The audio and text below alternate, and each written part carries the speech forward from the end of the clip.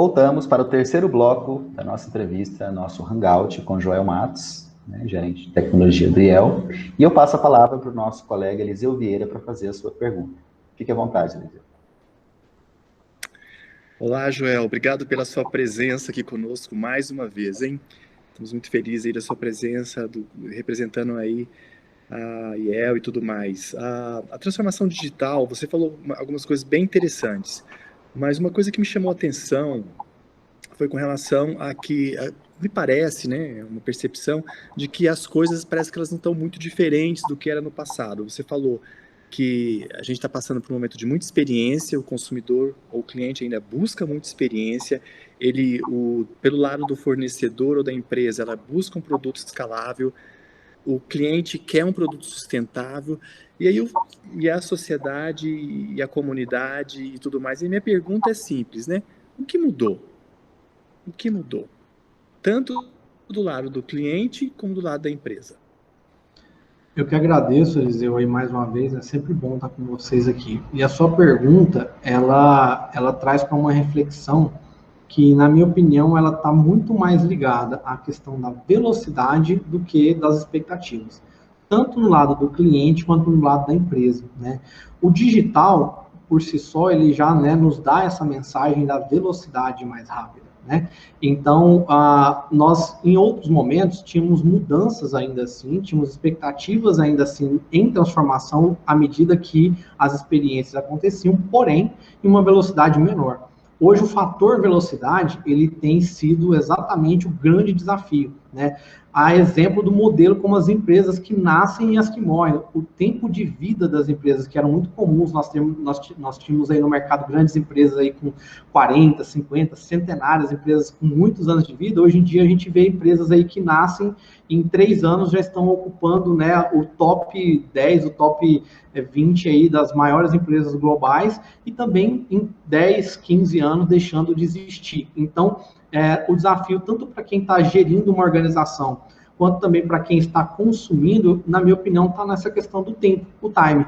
E é por isso que todo esse processo de transformação, ele envolve o digital como a base dessa estratégia, né?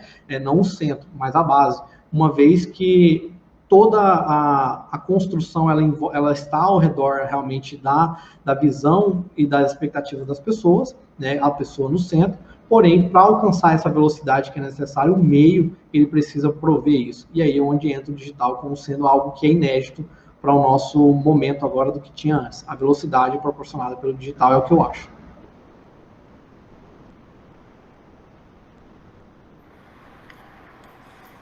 Joel, também agradeço aqui a sua participação. Então, assim, dentro desse panorama, e também pensando assim, a curto prazo, como que a gente pode falar daqui para frente de transformação digital? Então, Letícia, o que nós podemos entender é que temos que, aqui no IEL, eu digo que a gente tem que identificar os principais gargalos antes da gente pensar em acelerar.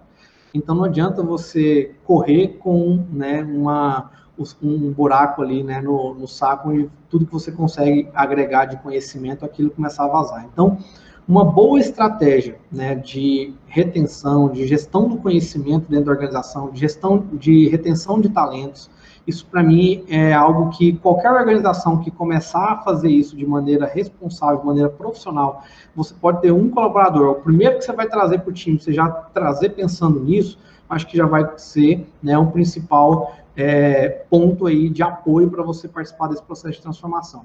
O segundo ponto que eu acho que vai fazer toda a diferença é você estar sempre conectado com outras organizações. Então, o relacionamento, mais do que nunca, o network, né, a maneira de compor esforço. Antigamente, a gente via muitas empresas, quando elas queriam desenvolver uma capacidade, elas procurando identificar no time quem eram as pessoas mais prontas para poder desenvolver, né, e começava ali, né, investir em treinamentos, em viagens, em benchmarks, e daí por diante. Hoje você, às vezes, pode até fazer isso, só que em um segundo momento. O primeiro passo seria verificar qual é o seu parceiro mais próximo e mais confiável, que tem conexão com seus propósitos, seu modelo de gestão, que pode compor com você para que você já em velocidade maior, entregue valor. Então, a curto prazo, o que eu sugiro é que tenha uma boa estratégia de gestão do conhecimento, de organização e retenção dos talentos que estão dentro da sua organização e tenha um bom network e uma boa relação com parceiros, para que você possa compor esforços e avançar cada vez mais nas oportunidades que chegam aí, tanto para você como profissional, quanto para a sua empresa. Bom, Joel, o cenário que você traz para a gente, ele é bastante interessante, né? Ele foca bastante nos papéis que estão sendo desempenhados dentro desse macrosistema, né? Que ele cada vez mais se parece com uma rede de influências, de contatos, de pressões, enfim. Quais os desafios agora, dentro dessa perspectiva, quando se fala em transformação digital? Se você puder falar um pouquinho mais focado no nosso contexto goiano, seria interessante para a gente. A natureza, a vocação do nosso estado ainda é um estado que tem grande característica no agro, né? E os números, eles não mostram um crescimento tão grande na indústria de transformação. A indústria de extração é uma indústria que ainda tem crescido aqui no nosso estado. Então, quando a gente olha para Goiás, a gente pensa, então, que o grande desafio está exatamente no agregar valor ao que nós temos de maior riqueza, que é essa produção, né? Então, serviços, né, e estratégias industriais para agregar valor ao que é produzido. Isso, para mim, é o principal desafio que nós temos aqui hoje, para a gente, de fato, conseguir gerar uma base sólida para que os profissionais que estão aqui também possam permanecer, porque é um outro problema, né? Para você ter transformação digital, eu falo para a empresa criar uma boa estratégia, mas se o ambiente regional, o ambiente macro, o ecossistema onde ela está, o estado, nós não conseguimos ter uma economia onde aquela empresa consegue manter os seus talentos e acessar novos talentos quando ela começa esse processo de expansão, ela deixa de vir para cá ou deixa de se manter aqui, e os profissionais, por sua vez, que começam a avançar e mudar essa mentalidade e estarem prontos para atuar em empresas que já estão em pleno processo de transformação digital ou já passaram por ciclos de transformação digital, eles deixam o nosso estado e vão atuar em outros lugares. Isso, para mim, hoje, Arnaldo, é uma realidade nossa aqui em Goiás. Então, assim, a gente tem que transformar melhor o que nós temos de maior valor, gerar valor para o agro. Nós temos que valorizar mais, trazer cada vez mais indústrias de transformação. Hoje, as maiores são de extração. Então, nós temos que criar condições que permitam essas empresas atuarem, e aí nós estamos falando já agora de alta tecnologia, sim, porque para transformar com qualidade, para transformar em escala, precisa, sim, né, de tudo que a indústria 4.0 mostra, né, todos os pilares da indústria 4.0. Então, e para que isso aconteça de maneira contínua, a relação com a academia e o setor produtivo cada vez mais próximos. Isso, para mim, é a base. Nós não vimos nenhum movimento até agora, em nenhum lugar do mundo, onde o setor produtivo sozinho, desconectado da academia ou vice-versa, conseguiu gerar resultados que apoiassem esse processo de mudança. Então, para mim, estar cada vez mais próximos, né, os cientistas, os pesquisadores, né, dos profissionais que estão ali no mercado e colaborando, aproveitando de programas que já apoiam essa conexão, né, como aqui no IEL nós temos programas que incentivam essa conexão para fazer de maneira responsável, né, ou seja, dentro de objetivos claros, visando de fato inovação. Isso, para mim, é algo que a gente pode já começar a partir de hoje. Ótimo, Joel. Muito obrigado pela sua participação, muito obrigado pela visão que você traz, né, claro, ancorada na visão do IEL, vinculado à Federação das Indústrias do Estado de Goiás. E essa sua fala ela é bastante rica, porque esclarece muito como é que está esse cenário no nosso arranjo produtivo local, Goiás, né?